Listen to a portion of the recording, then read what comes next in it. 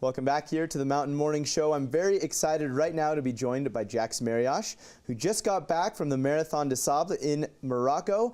She described it as the Super Bowl of stage races, so it was a very extremely competitive. It takes place over 6 days of racing in the Sahara Desert, where temperatures can reach all the way up to 120 degrees on a regular day. They experience sandstorms and so much more. Jax, how are you doing? Good, nice to see you. Good to see that you came back in one piece. First off, almost. Almost.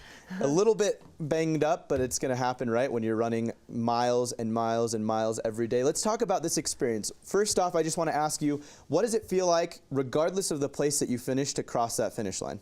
Oh, it's always really epic, especially in stage racing, because you've gone through so much adversity out there that when you finish those races, it's triumph. Triumph. I mean, regardless of what position you're in, you're just like, I did it, right? This is a huge feat. Because even if you had like a really, really bad race, if you didn't drop out, because the dropout rate's quite high in these races, just crossing the finish line, there's so many points that you've had to fight through that it's huge. You're proud of yourself, I'm sure. The fact that you could motivate yourself to cross that line with all of the hardships that you go through every day, I'm sure, facing that. I want to quantify this a little bit so people can kind of understand how really difficult this race is, right? You're running through the Sahara Desert with, we have some pictures actually that we'll be throwing up here as we talk, but you're running through the Sahara Desert, a mix of dunes, rock, I mean, everything here. This is a little look. I think we were talking about this. This was that's a jubble. The jubble you were talking about, so right? then you go down to that flat track terrain and then back over rolling dunes and so on. I think that was on day 3. But yeah, so it's a mixture of sand dunes, rocky terrain, jubbles, Moroccan mountains, and always some form of sand and rock, basically. And so, and then temperatures range from like 80 to 124 degrees. So, my goodness. Pretty gnarly, especially coming from being in Park City all winter. Absolutely. And this just kind of shows you the dunes that you guys run through as well. I mean, these are legitimate sand dunes you're running through. Let's talk about the miles per day. Stage 1, and take us through to the end. So the format in this one was, stage 1 was 18 miles, 2 was 24, 3 was 19, and then the 4th day was 54. 54 miles in one day. In one day. And that was actually the hottest day. It hit 124 degrees that day. So it was great. It was like a sauna. And then the cutoff for that's 35 hours. So it rolls into the next day. So like I finished at 9:30 p.m. And then you have the whole next day to rest. And then you have a marathon. They call it like the marathon day. And then that's the finish line. And then the last day is only 7.7K, and it's a charity day that gives back to the community. So you can kind of like walk it. So I thought I could jog it with my friend, and I was so cashed out that I ended up being like, buddy, can we walk? Can we just walk this thing? I don't blame you at all. I don't blame you at all for doing that. Here's just another little picture as we talk about this. I just wanted to kind of quantify how extreme and hardcore this race is. And it's, like you said, it's the Super Bowl of these stage races. Why would you say that? So stage racing's been around for a while, but this is the oldest. So it's in its 33rd year. Wow. And so it's part of the Ultra Trail World Tour, which is a really big deal. And it's just highly international. There's 50 countries in it. And there's 1,000 runners. Wow. So it's literally people are coming to this race to identify being XYZ of desert running. And so being like top 10 women at a race like this is really, really, really good. It's huge. Yeah, it's like being the top 10 players in the NFL or the NBA. Yeah, you literally can say I'm one of the best desert runners in the world when you get that type of position. So it's so competitive. And you, congratulations, finished in 6th place. So you can call yourself, which we already knew, obviously, but one of the best marathon or stage runners in the world, I guess you could say. Yeah. So congratulations to you on that. You did really, really well. And I want to talk a little bit about some of the letters that you were able to receive, right? We talked about it on the show, and we highly encouraged all of our viewers to send you these letters of encouragement, which got delivered to you. Let's talk a little bit about that experience. What was it like to receive those? It was super cool. So at this race, we could write like 1 email a day. But beyond that, on the flip side, folks could send messages in through the website under your bib number.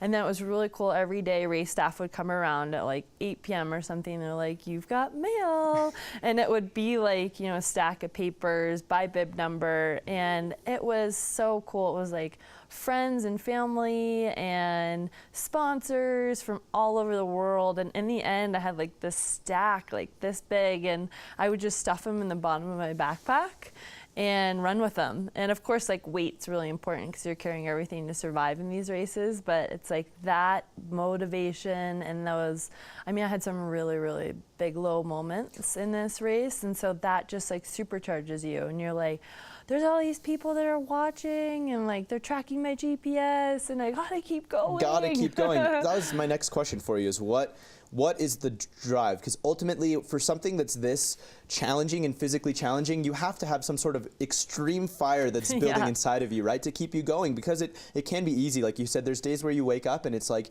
can I do this today? Right. Am I possible? Blisters on my feet. I've got sand in my ears. I'm literally hitting sand out of my head. Yep. Can I do this?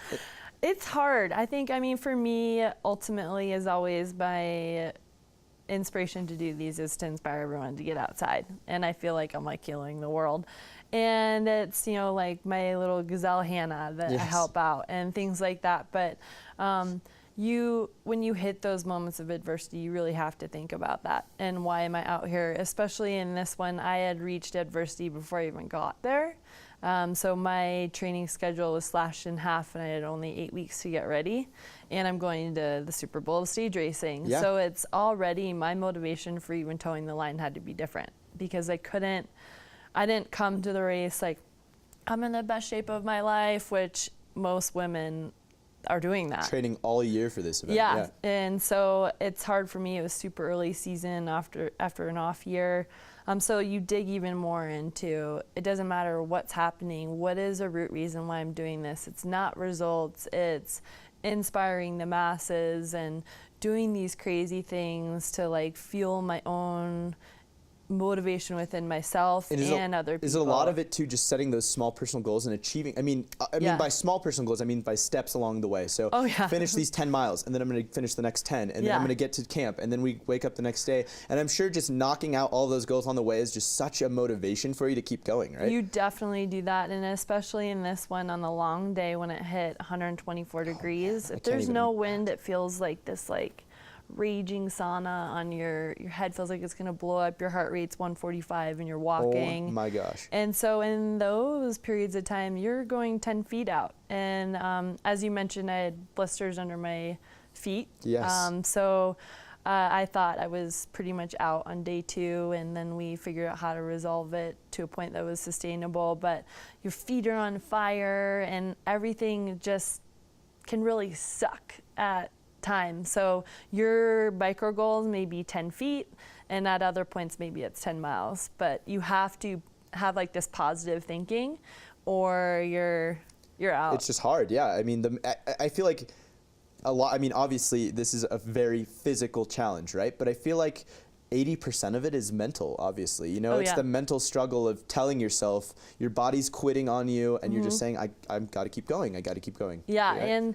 And it's interesting. It's like, even no matter what position you're in, that's going on out there. Like, you look at other people's feet, and they're disgusting. Yeah. And you're like, okay, I can't complain about a couple of blisters. Pink eye went through camp. Wow. The tent next to us was like totally destroyed. This one guy was coughing all night, and it like sounded like he was just hacking up a lung, and he's getting out there every day and like still he just continuing keeps to run. going. And so you just kind of look at all those different pieces of adversity, and how can we flip that around when we get back and help other people to just like kind of change their crisis meter or look at adversity different, and how can we flip that when we get home to help other people and out? reframe, and the mental side of it as well, to kind of reframe a bad situation into what's the positive they can pull out of this, right? Yeah. So let's talk about what's coming, what's next for you. Obviously, you do stage races all throughout the year. Yeah. What's the next one for you?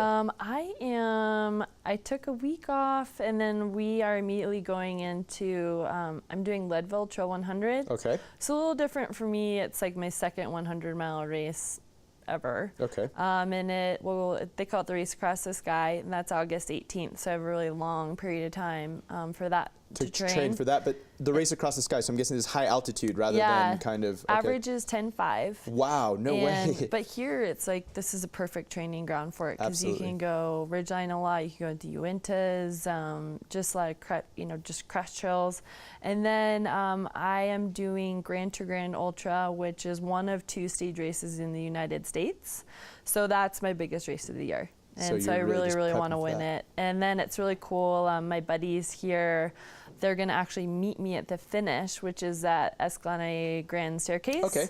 So it goes like, I think, north rim of Grand Canyon to there. Wow. So, and then we all can celebrate in the desert from there. So that's rare, because usually your finish line is like in the middle of the Sahara Desert. In the middle of the Sahara Desert where it's 124 degrees and the last thing you want to do is hang out there. So no, that's awesome. Really looking forward to seeing how you're going to continue to just crush it on these ultra marathons. You're absolutely inspiring and amazing athlete, really genuinely, truly mean that.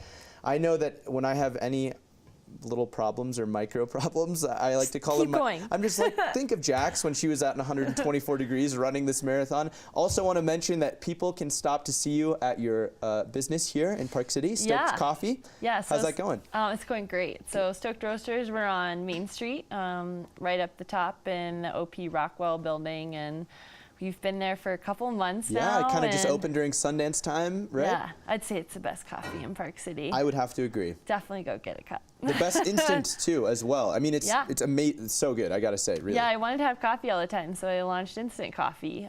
So, yeah, we have a medium roast and a dark roast, and you can take it on the go. And folks are already starting to get down to the desert and camp, and so you should definitely grab a box of Stoke sticks so you have it all the time. And support our friend Jax here. Yeah. Thank you so much for coming back. So much. And congrats on your great work during that race. You did a phenomenal job, and we look forward to seeing you continue to just crush it out there. So thanks so much. Absolutely. We continue here on the Mountain Morning Show as we get ready to do the opposite of getting healthy and make some cheesecake right now. So, but we're going to celebrate National Cheesecake Day here on the Mountain Morning Show. We'll be right back.